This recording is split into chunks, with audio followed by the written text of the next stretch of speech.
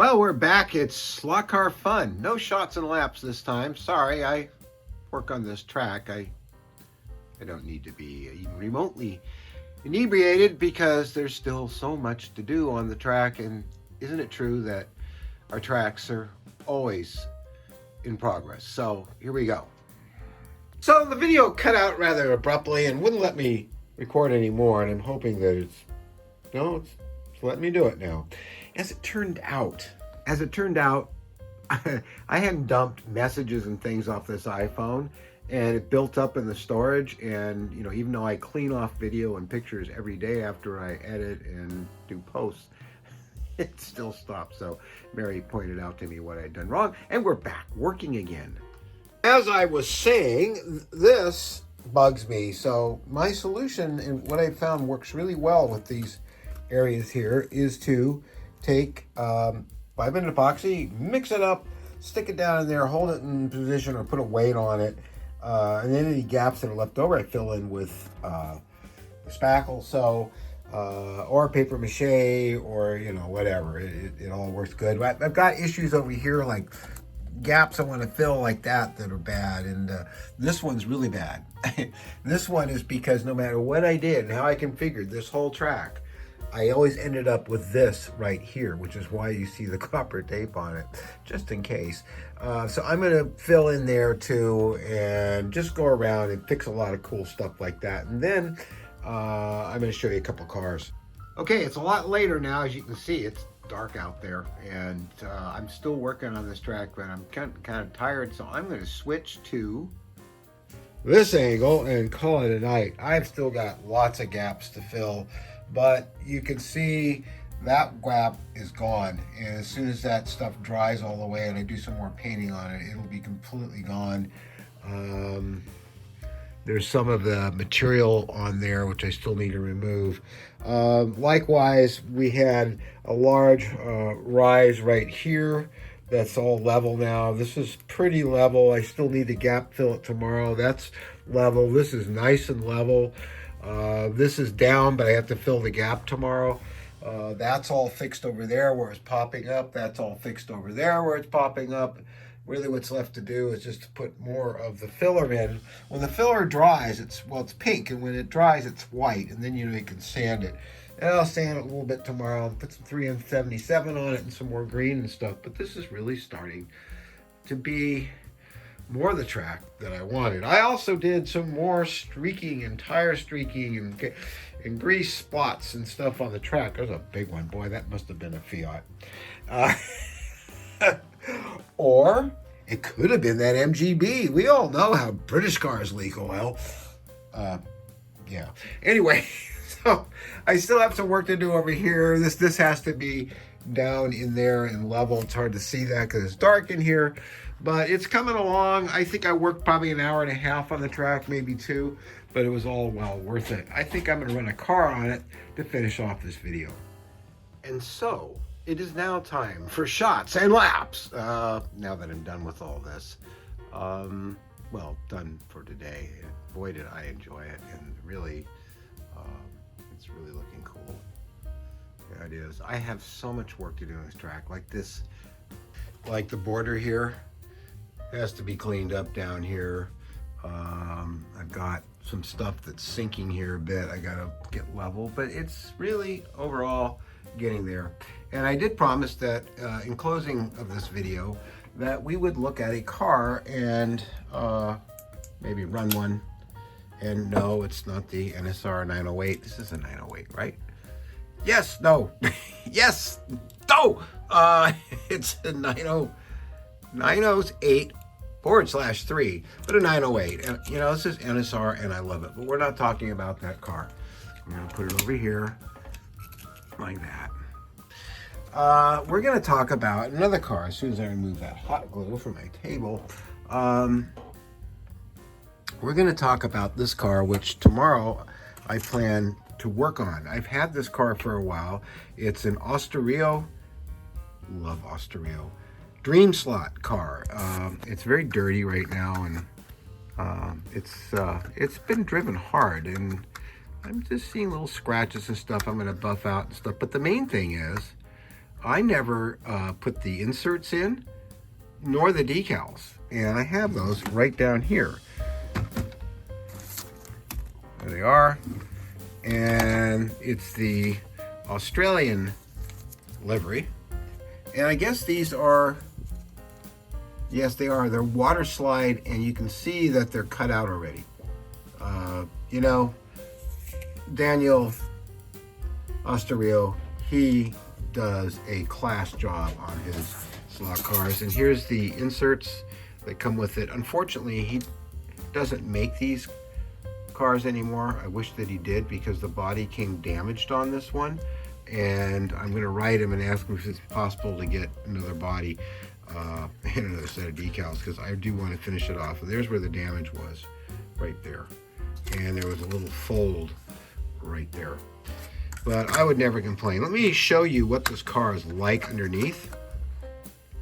And then we'll take both hands to do that. This is old school in the sense that if you've had 1/24 scale cars, this is done in the spirit of a 1/24 scale car. That is a beautiful thing right there, and the magnet of the motor attracted those little pins which hold it on, which is the way they used to do it. You can see the holes, the way they still do it, in fact, 1/24 scale. And apparently 1/32 scale too. Now, this car has been driven, and it runs very well. And you can see the pinion, the crown gear, the motor. You can see how he's done the front suspension. It comes with all aluminum turned rims, wheels.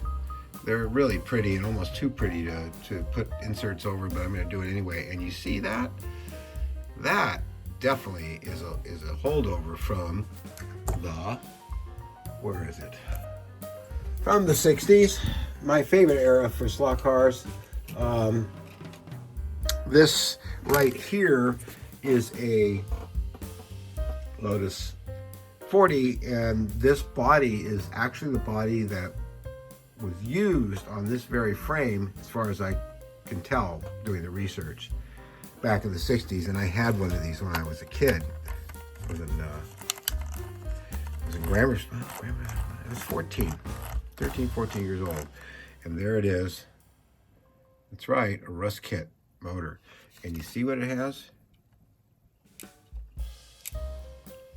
Now this car actually runs on my track amazingly, and I've been slowly but surely working on it, getting it back to the way I had the car when I was 13, 14 years old. And I am going to put a driver in there. I'm probably going to cut this out and put better engine detail in it, better stacks and stuff. I just wish I had someplace to run 1/24 scale beside my track, which this car's a little big for it. So it is that same engineering principle of having the slot guide, and in this case, it's part of the engine pod. Yeah, it is. You can see when this comes up, the engine moves with it. Also, the frame is very, very, very flexible. Now, what this all adds up to when you're running it on the track is a very smooth car, and a car that does not come out of the slot very easy. It's all back together. These little pins that go on the side, they just pop right in, and they really hold the car together very well. This car is beautiful. I just love the body design. It's very modern, but for a modern car, it's gorgeous. It has that Italian look to it and roundness. And I do believe that Electric Dream still has one or two of these left. So if you really want one of these cars, I highly recommend it. It's pricey. Of course it's pricey. Daniel, his cars are first rate. They're just made so well. And he doesn't do a lot of them. He does limited runs. So I would highly recommend this car. Now, being that the track just got worked on, it may be that we run into some problems with paint on the contacts or something like that, but no way does this reflect on the car, because the car is perfect. Okay, here we go. So I'm going to run this with one hand. I'm going to film and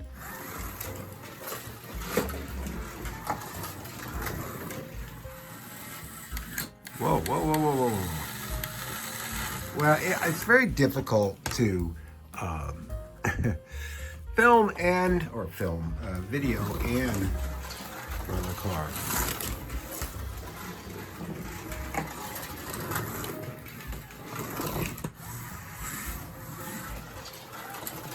And it's hard to see because it's so dark. Maybe if I stand up.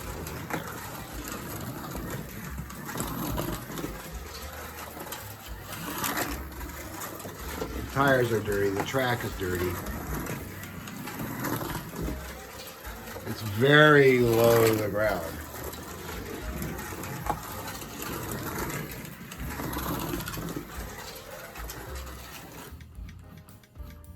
I love this car. It just runs so well, and I can run it all night long and never have it come off the track. You might fishtail too far and end up stuck like this, but it won't come out of the track. It's amazing.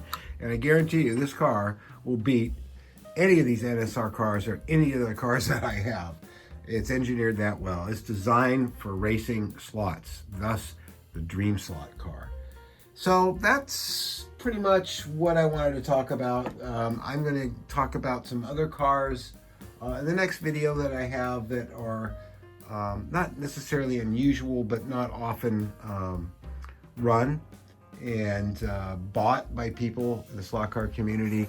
Some of them are over here, and we're going to talk about those.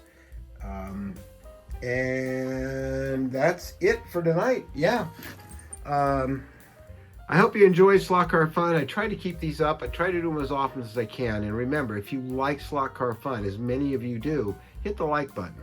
I get more likes on my slot car videos than I do on my Hollywood work, my movie history, airplanes, mass, monsters, all that kind of stuff. You guys like slot cars the best. You know what? I have a lot of hobbies, but there's just something about this hobby, and I want to thank Dave Kennedy as always, because he, for me, along with that slot car guy, keep this hobby really alive for me. They're really the backbone and spirit of the hobby. So be sure to watch Dave Kennedy and Travis on that slot car guy, and just subscribe and give them some likes too. All right, we'll see you next week.